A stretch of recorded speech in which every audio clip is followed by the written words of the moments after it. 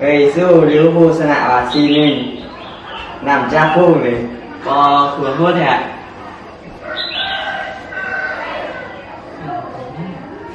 เบิ่งดูไม่มีนะซาร่าเนาะ ซาร่าโอลิกี้ เคยสู้มากๆเลยจัดไป ไซ จัดเลย ไรแซดไรแซดไรแซดไรแซด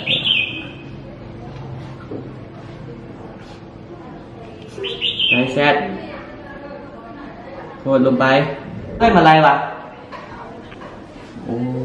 พี่สาวคนไปแอมมาคนเดินแล้วเนาะโอ้ได้อยู่ใส่ไปเลย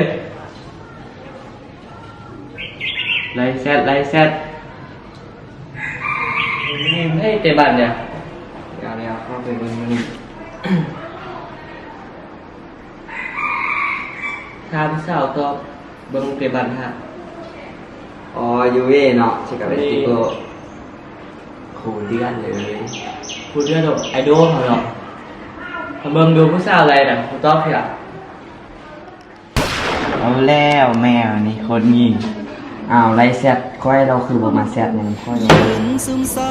กลางฝนที่มันพรั่งพรมลงใส่หน้าอา